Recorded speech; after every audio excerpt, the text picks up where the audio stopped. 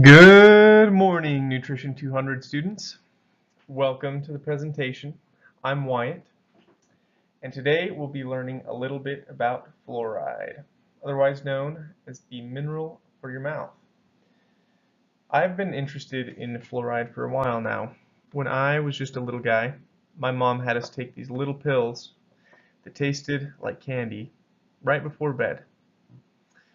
She wouldn't let me eat any other candy, and I always wondered, Mom, why are you making me eat this chalky, sweet pill when you could give me some M&Ms or something worth eating? But it turns out that those little pills were fluoride supplements.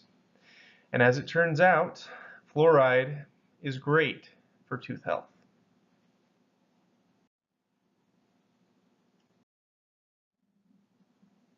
So what is fluoride? Luckily, we have our handy dandy periodic table over here. And as we can see, up in the top right corner of the periodic table, we have fluorine. So the only difference between fluorine and fluoride is a negative charge. So it has some extra electrons that a fluorine doesn't have.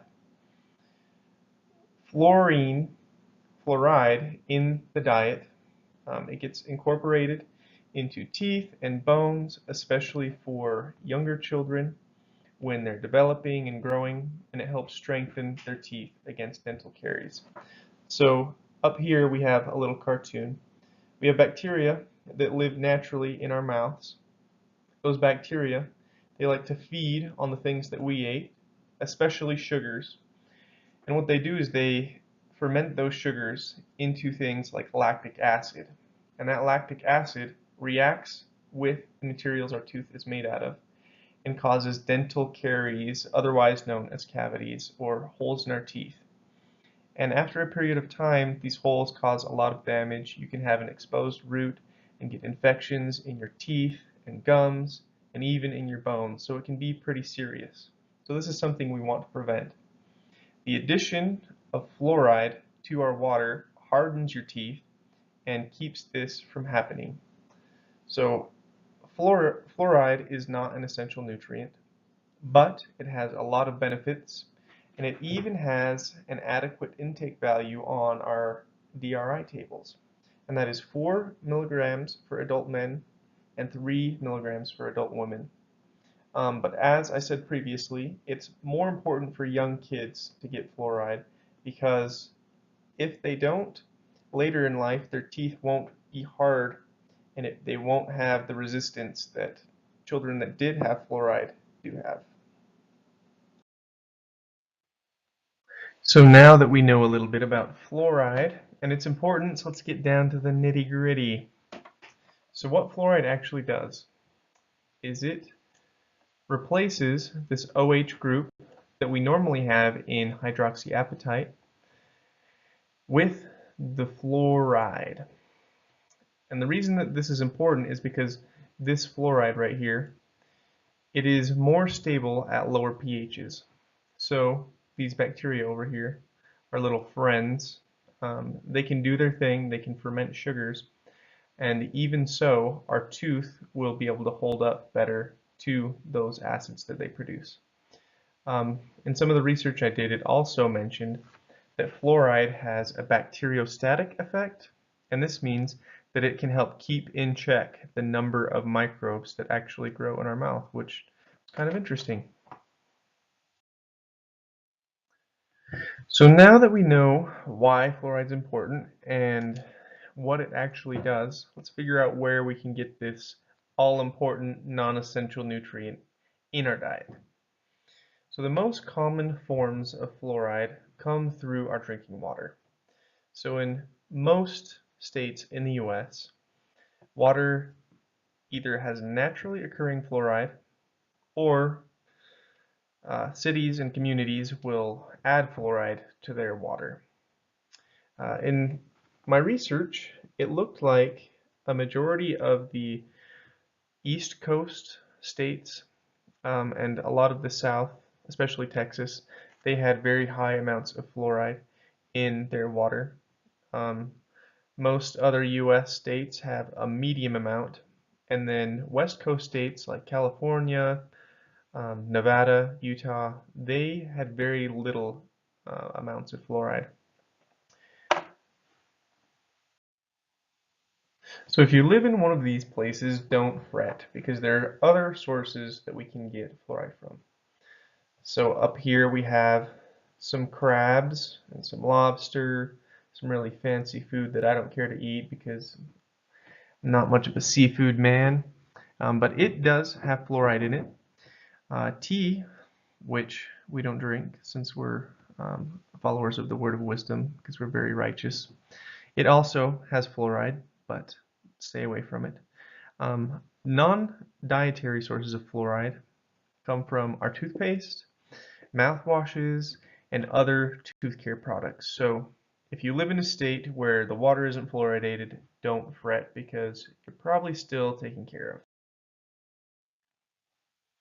As far as deficiencies go, there isn't much to worry about because fluoride is not essential as a nutrient.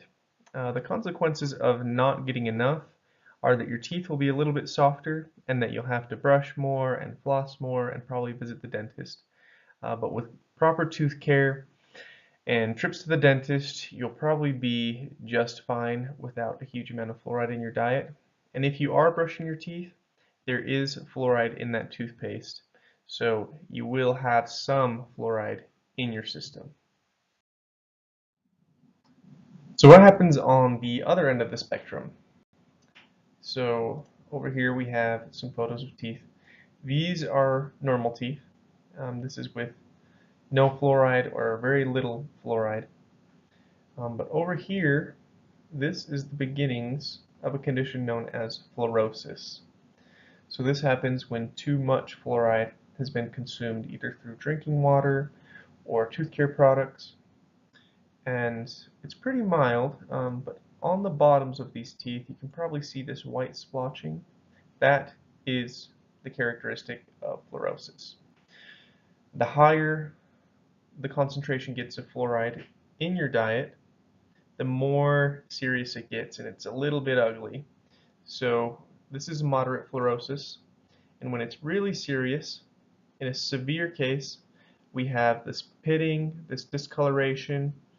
Again, it's cosmetic, so it's not a major issue, but it's something we probably want to prevent. So that's what goes on in your mouth if you have too much fluoride.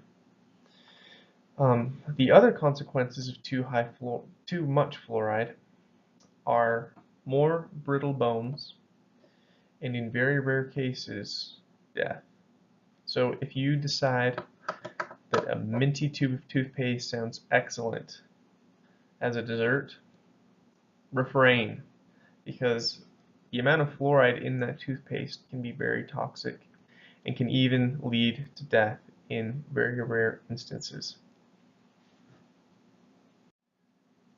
One thing I came across in my research was that a different form of fluoride, not the one that's in our water in our toothpaste, but a close cousin, is the active ingredient in rat poison. So when it's at a high concentration, it can be very, very toxic. So if you find your little one, your son or daughter, eating toothpaste, um, you should probably call poison control depending on how much they decided to take in. But usually toothpaste, it doesn't have a crazy amount. The amount that leads to death is 5 to 10 grams, which is quite a bit. And in toothpaste, the concentration is usually only about 1,500 parts per million, so it's not super high. You'd have to consume quite a bit to get to the toxic levels that we're talking about. Back in the day, when my grandparents were still little guys, this is the 1930s, it was discovered that areas in which natural fluoride existed in the water supply, they had far fewer cavities. They had better tooth health. They had nice smiles. And in the last few months, the Centers for Disease Control have called fluoridated water one of the 10 greatest public health achievements of the 20th century. I think that really stands out. Just think about that for a second. In that same time period, germ theory was perfected and put into place. Antibiotics were discovered. We've figured out vaccinations and how to apply them and eradicated many diseases. And in that same list, with all of those amazing human achievements, the Centers for Disease Control have called fluoridated water one of the top 10. I think it's pretty amazing. So what have we learned? Keep drinking your water, keep brushing your teeth, and all will be well. It'll keep you out of the dentist chair, having him drill on your teeth, and fluoridated water is to your advantage. Thank you for watching this presentation. This has been an Olson film production. Good luck and farewell. Credit.